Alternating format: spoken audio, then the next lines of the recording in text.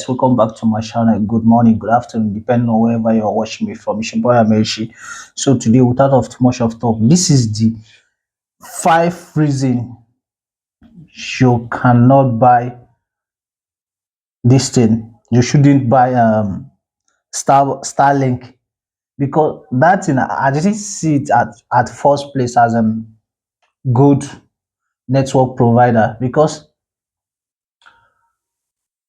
the network that you will put outside, you know, especially those that are living in Nigeria, whenever Nigeria has a rain season and is not working in a rainy season, as in a rain, when rain is falling, the network is terribly bad. So instead of using it, why can't you just using MTN, normal MTN network provider?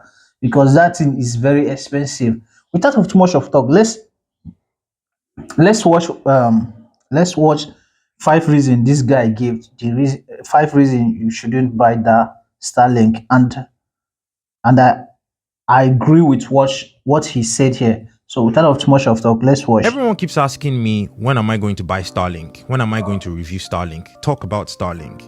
Well, today I'm going to give you at least 5 reasons why I have not bought Starlink, why I may never be buying Starlink, and why you probably want to save your money too. Number 1, the price. Everybody knows that the price that's written on the Starlink website is not the amount that you have to pay when you actually do buy it. You need some sort of dollar card or some sort of virtual dollar card, and the exchange rate differences in those are astronomical. But of course, if that's not a problem for you, please pay attention to the next points very carefully. Number 2, Starlink is the real definition of when it rains, it pours. The minute it gets cloudy and it rains a little bit, that internet speed that everybody is so in love with is going to go kaput. And number 3, it doesn't stop there. Even when Starlink is at its best and the sky is completely clear and it's sunny, the upload speeds are horrible. Now, for somebody like me, the majority of the work I do on the internet is upload videos to multiple platforms with different devices all of the time. Keeping that in mind, I'm not going to invest that kind of money in an internet service that's not going to be able to help me upload my videos very quickly. So for now, I'm going to stick to MTN Nigeria, even though they don't have sense sometimes too. Number 4, quality control. Starlink literally sent a used and broken device to one of my friends,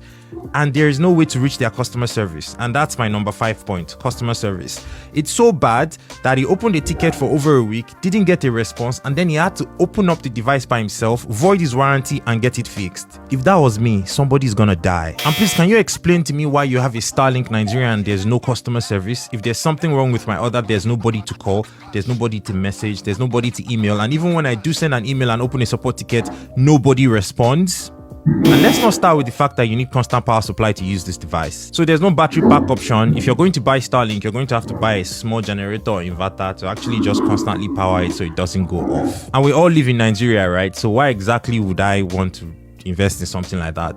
And this one is the most comical part. If you set up your Starlink in one location, you cannot move it to another location. You're going to have to pay an extra subscription fee to be able to move it from place to place. So for example, now what I usually do, I can just quickly carry my MTN 4G iNet Flex or my 5G router to my friend's house, and then we use that to play video games. I cannot do that with Starlink except I pay them more money. Why are you kidding? And a few bonus points, there's no Ethernet port out of the box. You have to actually buy an extra adapter to be able to have an Ethernet port. And the wireless range is not very wide, so you have to actually pay for an extra wireless mesh to expand the range, and that costs like an extra $186. I don't understand why anybody in their right senses will hear all this and actually decide to still spend this money on this thing that doesn't really seem to be solving any real problems. I don't get it. Anyways, those are my own reasons why I have not bought Starlink and why I may not be.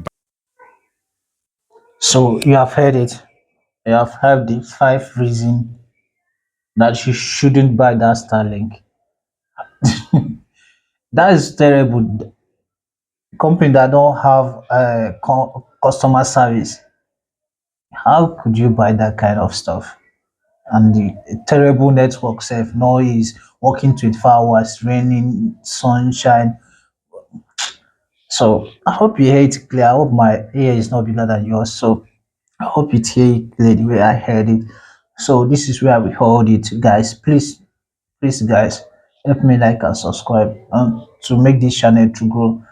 So I have strength to do more. Please help me subscribe.